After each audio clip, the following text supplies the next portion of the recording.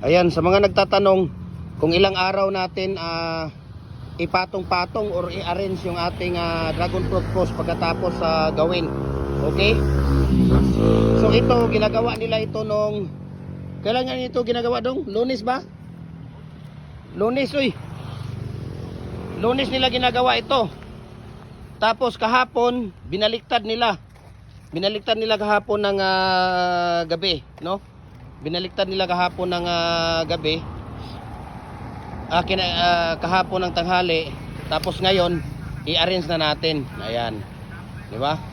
I-arrange na natin. Ito yung ginagawa. So pangalawang araw, i-arrange na natin yung tawag dito. Yung pins concrete post natin or dragon fruit post natin. Ayan. So i-arrange na natin 'yan.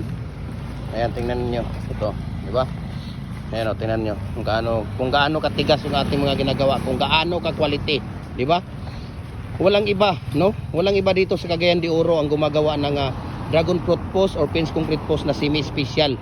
Okay, semi-special ang ginagawa natin. Gem Hardware, ang Kukulamber, ang concrete products, Kanituan brands, dito lang yan. Pag galing kayo ng Upol, tawid ka ng tulay ng Ipunan, makikita mo na dyan, pangalawang hardware. Pagkagaling ka ng Uptown, papunta ka ng Ipunan, nasa kaliwa siya, sa ilalim ng akasya na kahoy. Ayan o, makikita ninyo. Ayan o, makikita ninyo. O, Gem Hardware o. Ayan, Gem Hardware. Okay? So, follow na rin po kayo sa ating Facebook page, no? Para updated kayo. Pwede kayo mag-message doon, mag-inquire lahat. Okay?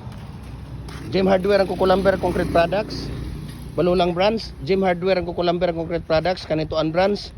Gem Hardware, ang Kukulamber Concrete Products. Kanituan Brands at saka Triple A and F Kukulamber, ang ating personal Facebook account Felix Tan Pagikan Jr., ang ating Instagram account Felix_Pagikan 2000, at saka yung ating YouTube channel Gem Hardware and Kukulamber Concrete Products, para updated po kayo. Ito po yung ginagawa natin nung Monday. Ito po ay 4x4 by 6 feet na dragon fruit post. Okay, ayan o, kung makikita ninyo, may mga bakal na nakalitaw dyan na tawag dito. May mga bakal na nakalitaw dyan na para paglalagyan ng gulong, no? So, ginagawa nila ito nung Monday, di ba? Nag-live tayo nung Monday. Ginagawa nila ito, binaliktad nila kahapon ng umaga. Ngayon, ipatong-patong na natin, i-arrange na natin. Okay? So, ito, tingnan ninyo. Dapat mayroon kayong pangkalang, ayan o, yung kahoy. Kung ano yung kahoy nasa baba, ganun din ang nasa second floor. Okay? Parehas lang ang pagpatong nila. Huwag niyong kung saan-saan kayo naglalagay ng kahoy. Dapat dyan ninyo ilalagay yan. Okay? Dyan nyo ilalagay. Straight lang siya. One lane lang siya dyan. Dalawang patong. Dito, one lane lang din siya dyan. No? So, ito po yung ginagawa. Kahapon, ito yung ginagawa nila kahapon. So, ngayong tanghali, ito.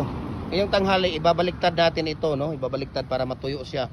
Yung kabilang side, ayan, ito, ibabaliktad natin yan.